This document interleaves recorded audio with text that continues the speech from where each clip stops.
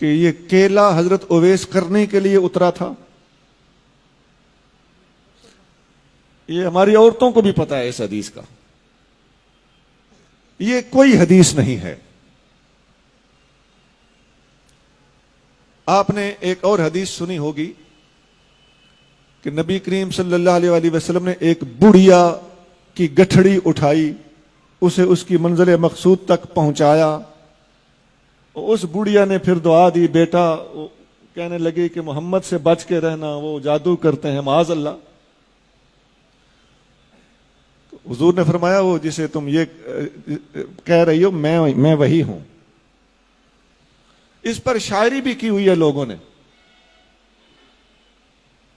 یہ کوئی حدیث نہیں ہے. وہ کوڑا پھینکنے والی بوڑھیا کی عورت حدیث آپ نے سنی پڑی ہوگی، ہم نے اس کا کہیں وجود نہیں دیکھا. وہ حضرت بلال حبشی نے صبح کی اذان نہ دی تو سورج نہ نکلا. یہ سب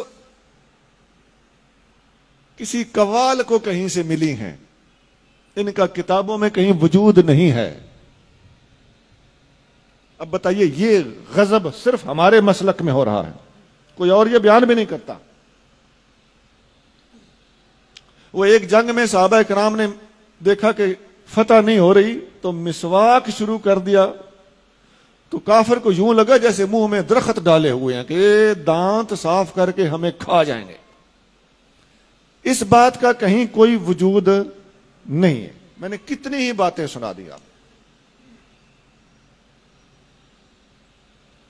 وہ حضور صلی اللہ علیہ وسلم کے پاس ایک بندہ بیٹا لینے آیا تو وہ آپ نے فرمایا کہ تیرے نصیب میں بیٹا نہیں ہے. باہر نکلا تو امام حسین رضی اللہ تعالیٰ عنہ کھیل رہے تھے. آپ نے فرمایا 1 2 3 4. حضور باہر تشریف لے آئے. آپ نے فرمایا حسین بس.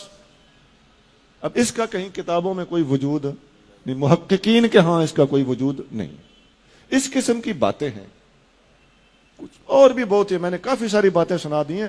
ایسی ایسی حدیثیں ہمارے ہاں ہمارے اہل سنت کے حلقوں میں، خاص طور سے عوامی حلقوں میں اور خواتین میں، اور خاص طور سے یہ جو ہم الحمدللہ معجزات کرامات کے سب سے زیادہ چونکہ ماننے والے ہم ہی ہیں، ہماری اس محبت عقیدت اور صحیح العقیدگی سے ناجائز فائدہ اٹھاتے ہوئے لوگوں نے اس قسم کی باتیں بھی ہمارے اندر داخل کر دی.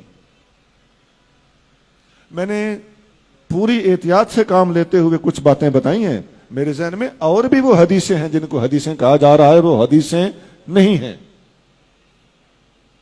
اور ایسا ہے کہ اگر آپ ان کو کسی خاص طور سے کسی سٹیج پہ بیان ہو رہی ہو تو عوام کا کیا قصور؟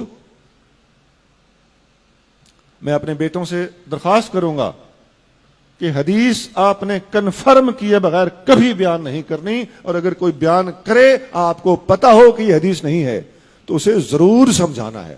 نہیں تو دین کا بہت بڑا نقصان ہو رہا ہے اور ابھی اور ہو چلا ہے.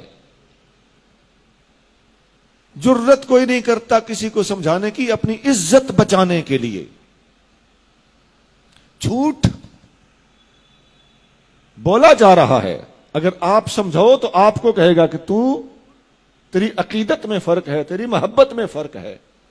نہیں جناب، یہاں سے ہمیں کوئی راستہ نکالنا ہوگا. ہمیں یہ جرت کرنا پڑے گی. ہمیں حق گوئی سے کام لینا ہوگا. ہمیں فاروق اعظم کی طرح یقول الحق ولو کان مرا، فاروق حق بولتا ہے خواہ کڑوا ہو، اس کا مصداق بننا پڑے گا.